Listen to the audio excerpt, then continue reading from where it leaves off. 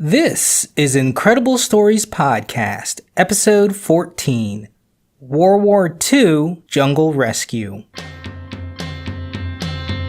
Gather round now, everyone hear of incredible things. We'll tell you the stories of people we've met and creatures with clockwork and springs. As we've said. Well, hello again, everyone. It's time for another Incredible Stories Podcast. I'm Josh Virla, your indefatigable host, and thanks for being here. Say, have you ever been watching a movie or action show and the heroes end up in a sticky situation from which they need to escape, and then they devise some preposterous plan that somehow works? I know I have, and I often find myself thinking, well, that's just ridiculous. There's no way that would ever work. But today's episode, we'll be learning of a jungle escape that seems hatched from the brains of a 14-year-old hopped up on ideas after watching a James Bond marathon. But the kicker is, the escape actually worked. Today I'm talking about the 1945 rescue of the crew of a gremlin special from the jungles of Papua New Guinea. Here's what I know. First, let's set the scene. Papua New Guinea is the second largest island in the world, densely forested, mountainous, and remote, even today. But in 1945, it was a lost world. Nearing the end of World War II, it was an important part of the U.S. Navy's move across the Pacific. It was also essential for the U.S. Army as they used it to great effectiveness in liberating the Philippines from Japan. Its rugged terrain made only harder by dense jungles and rainfall, averaging between 80 to 200 inches a year, give or take depending on the season. Add on top of that malaria, dengue fever, and an assortment of other nasty jungle diseases. Oh, and the occasional nibbling of humans by Papua New Guinea cannibals. Well, despite all these negative marks against the island, some members of the U.S. Army decided to take a little looky-loo at the jungle from the air. It was, after all, a beautiful and exotic landscape, and some people fancied a jaunt on an aeroplane for a sightseeing tour. In fact, the massive valley they were to fly over was called Shangri-La, collectively by the people, and was about 40 miles long and 8 miles wide, so pretty big area here. Now, on May 13th, 1945, 24 American servicemen and women got on board of a Gremlin special and took off. Side note, Gremlin is a great name for a plane, just the image I want when flying, I tell ya. But this plane was used for a bunch of stuff, but mostly it was just a big cargo plane and used to move troops around. Now remember how I said Papua New Guinea was mountainous? Well, couple that with some clouds and you got a recipe ripe for plane crashes. You see, the high mountains often were clouded over. The mountainous valleys are somewhat known to be plane killers, as many planes have crashed here over the years. Well, the Gremlin Special was no exception, as it ended up slamming into the side of a mountain, breaking into two and bursting into flames. Now, luckily the mountains were, forested, so the trees, I guess, helped a little bit in breaking up that fall. So because of that, remarkably, 5 passengers survived the initial crash into the jungly mountain. So we have Private Eleanor Hanna, Sergeant Laura Besley, Corporal Margaret Hastings, Sergeant Kenneth Decker, and Lieutenant John McCollum. Unfortunately, over the course of the next few days, Laura and Eleanor died from injuries of the crash, leaving only Margaret, Kenneth, and John surviving. Now, Margaret and the other women that were on the flight were members of the Women's Army Corps, also known as WWII. And interestingly, John's brother was also on the plane, but he died in the crash. However, no time for sorrows or grieving. Being the highest ranking person to survive the crash, it was John who would take charge of the situation. Surprisingly, John was also the only survivor not injured. Now, he must have had some angels looking after him that day, because that's quite the task, let me tell you. The survivors, the 3 remaining survivors that is, were about 165 miles from the closest mark of Western civilization. Oh, and also the valley was home to some 110,000 members of the Dani people who inhabited the highlands of this region. Remember, this area was very remote and the native peoples hadn't really encountered people from the outside world before. So you have two things that will happen here. Firstly, the Dani people weren't familiar with anything from outside their pretty much Stone Age existence. And as such, they thought planes were some sort of large spirit birds. It scared many of them, and oftentimes they would go running and hide from them. Likewise, white people were also thought to be spirits, and because they wore clothes during other encounters that the Dani people had with them, they thought that the spirits didn't need to go to the bathroom, because why would you wear clothes to cover up all your, odds and ends that you would otherwise use to do things with? So that was kind of a weird little aspect of how the Dani people in Papua New Guinea thought of, the very few white people that they ever encountered. Now, there had been a few contact with natives of Papua New Guinea, but again, because of the remoteness, few Dani and other peoples of Papua New Guinea had seen or heard of white people, or knew of the outside world well into the 50s. So this all benefited the survivors, as the natives thought they were mighty spirits. No cooking in a pot for them, for now. But the second thing is, once the Dani realized these white people were not spirits, they might become hostile toward them. You see, because they do have a culture and history of cannibalism in Papua New Guinea, although, it's kind of complicated and sometimes it still goes on, maybe not. But they did have the reputation of being headhunters in this area. Luckily, though, for the survivors, they had some time. So, question. You're stuck in a dense jungle, surrounded by potentially hostile people. What do you do? Usually, in survival situations, you'd want to stay put for search parties, but John knew that it was much too dense for them to be spotted by search planes where they crashed. Now, when they had been in the air, they remembered seeing a small village and figured that would be a better shot of being rescued. So the survivors made the decision to find a clearing where they could more easily be seen. So they all made like Dora the Explorers. John, Margaret, and Kenneth started wandering 11,000 feet down the mountainous and thickly forested terrain looking for an opening. And by Joe, wouldn't you know they found one, in the form of a sweet potato patch near the village. Sweet potatoes were cultivated by the natives and, used as their primary food sources. So, after they found the sweet potato patch, it took 4 days until they were spotted by rescue planes. Hooray! They're rescued! Not so fast. It wasn't going to be that easy. Shortly after finding the clearing, the 3 survivors were found by a small tribe of natives. Can you imagine the collective bricks that were by John, Margaret, and Kenneth? They were aware of the stories that local tribes were headhunting cannibals, so were quite fearful, I'm sure. But lucky for them, the leader of this small band was friendly, and cannibalism is an episode for another time. John and the survivors smiled and presented themselves in a manner that both groups became, more or less friends and curious about each other's culture. So that was one less thing for them to worry about, but something they did have to worry about were the injuries that Margaret and Kenneth had. Both were badly burned during the crash, and their wounds started to develop gangrene. And if you didn't know, gangrene is a pretty nasty. It's a type of necrosis, so it's when your flesh starts dying due to insufficient blood supply. And oftentimes it starts to smell bad, which their injuries were starting to do. It's pretty gross. Most of Margaret's injuries were on her legs. Okay, so now back to the planes that found them.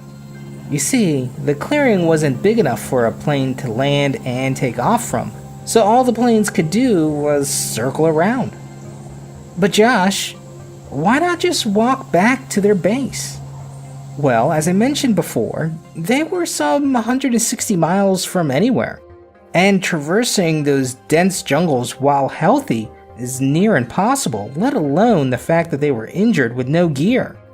Plus, even though their new native friends weren't hostile, it would be a major risk for them to trek through the territories of the native tribes. I'm most certain they would have been killed, as, they were discovered to not be spirits. Luckily for them, though, the search planes were able to drop supplies and paratroopers down to them. Why would they drop paratroopers in and get more people stranded there, you ask? Well, to administer first aid and provide guidance, but also to give the survivors some, reinforcements in case hostilities did break out. 3 versus any number of 100,000 plus are not good odds after all. Also, they didn't realize at first that there was no way to get back out. So, in total, the number of people that were dropped in with the 3 survivors were 2 medical personnel and 10 additional paratroopers were dropped in. Now, I like them odds a lot better.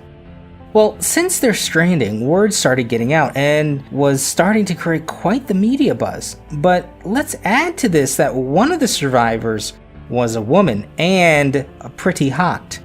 I must say Corporal Margaret Hastings was attractive, and a quality that was not lost on the media covering the story of the time. In fact, reporters started going up on the flyovers that were tasked with dropping provisions to the survivors. Think of it like, kind of like the Hunger Games, where concerned people wanted to send help to the lovely lady. And guys, too, I guess. Some of the things they dropped included uniforms, walkie-talkies, and lots of makeup. Hey, it was the 40s after all. So this goes on a while. In fact, they are in the jungle for 47 days total. But after about a month, they figured out a plan, and I think this is how it came about.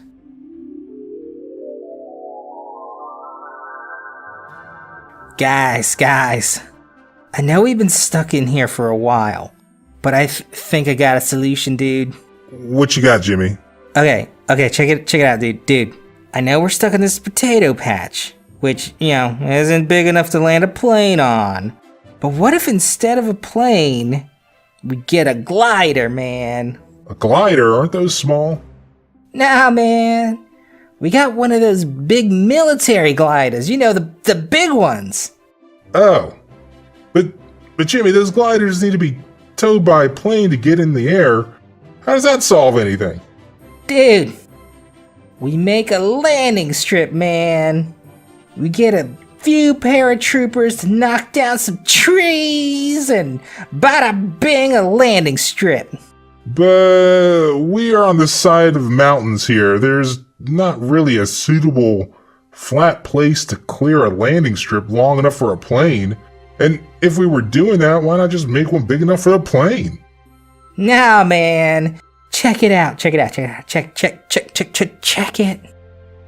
My boys scouted a suitable flat place in the forest about 40 miles from here. There's just enough space to launch a glider. Okay. But how do we launch it? Guy. We get a plane to fly over to the glider launch site, man, with a long-ass hook. Then we put a tow rope on top of the glider for the plane to snag when it flies over. And then once the hook's on the glider, it will lift off and we'll be able to get the people out, man. Jimmy, that is brilliant. Have you been drinking, by the way? Oh, who cares? Let's start hiking. So, that's a pretty crazy plan, right? Their survivors and rescue team had to march 40 miles away to a more suitable area. Remember, Margaret and Kenneth had burns, and I know Margaret had burns on her legs, so this was probably a fairly painful trek for them. Now, because they were in a valley, regular planes couldn't take off and land, so what they did was drop in some gliding planes. And the type of gliders they used were called a Waco CG4. And these are pretty much made out of wood and metal and covered in a fabric and could carry about 13 people and some gear. So I'll link a picture of this glider in the show notes, but to kind of describe it, it was a boxy looking sort of plane with some sort of arm thing over the cockpit, which a tow rope would attach to. And that tow rope was attached to a loop that was attached to 2 poles. So kind of think like field goal type of looking thing sticking up in the middle of a field with a rope across it and then a rope attached to that rope attached to the plane. So when a plane would fly over that was dangling a hook from it, it would hook onto that loop that was attached to the glider and start dragging that glider to sufficient enough speeds where it would launch itself, and then the pilot would be able to fly it where he needed to go, or glide it as it were, and then land it wherever he needed that was in a more appropriate spot. So this was done 3 times to get all the survivors and rescue teams out of the valley. And once they did that, they were brought back to the base. Hooray! Now, before they were actually rescued, a documentary filmmaker parachuted into the jungle before they made that 40-mile trek and was able to film their rescue and escape. And it's pretty neat to see. The film shows everyone doing fairly well for the most part, and also documents their interactions with the native peoples. They seem like they're all having a fairly good time. The cultures are mingling and happy with each other, showing off different things, bartering and trading. I'll link a YouTube video of this in the show notes for you to check out at your leisure, but I would suggest you do so you can kind of get a better feel of what this area looked like and how the native peoples were interacting with the white folks. So, kind of a weird thing, I guess, is the native people were also very keen on Margaret because she was, a white woman, and they weren't really used to seeing women at all, I guess. And so as such, they treated her kind of like they were more curious about her than the others, it seemed. And that's kind of a theme that you will see here following, is the interest in Margaret as opposed to everyone else. So upon arriving, back home and stuff, Margaret got most of the attention, of course. And according to Life magazine, she was the most photographed girl in the US for a week sometime after her rescue. And while her male counterparts might not have had all the media buzz around them that Margaret had, it makes their parts in surviving this jungle disaster no less important. I have no doubt if it had been only one survivor, this story might have ended a lot different. So, that's pretty much the story of the Gremlin Special Rescue from the jungles of Papua New Guinea. And now you know what I know. So, a little footnote. After World War II, Kenneth went on to get an engineering degree and worked for Boeing until 1974, when he retired. And he died in 2000. Now, I wasn't able to find much about John other than he died in 2001. And Margaret attended Syracuse for 2 years before getting married and having 2 kids. And she then went on to work at Griffiths Air Force Base as a civilian, and she died in 1978 of cancer, so kind of young still. Now, if you've listened to any of my previous podcasts about survivors, you'll know I love these stories. The 3 survivors undoubtedly helped each other cope and survive immediately following their accident. Having individuals around you just increases your odds of survival, but they could have easily let their situation gotten the better of them. Thanks to their will, each other, and a little help from the military and friendly natives, they were able to escape in a manner fitting of any action movie. In fact, I'm surprised that this hasn't been made into a big-budget film starring Jennifer Lawrence yet. But I often like to imagine what I would have done if I were to be in such scenarios. And it's really the intangible force of one's will to survive that determines if a horrible event becomes a death sentence or the basis of an incredible story. So with that, time for the haiku!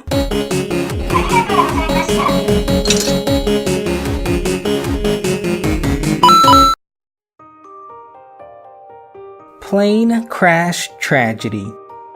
Unforgiving jungles be. Living only 3. And that's all the time this week. Check out our main site for other cool stories like this at incrediblestoriespodcast.com. Send me an email or haiku or show suggestion. Follow us on Facebook and Twitter at IncredPod, rate us on iTunes, and peep us out on YouTube and Stitcher. For Incredible Stories Podcast, I'm Josh, and remember, the journey of 1,000 tales begins with the first word.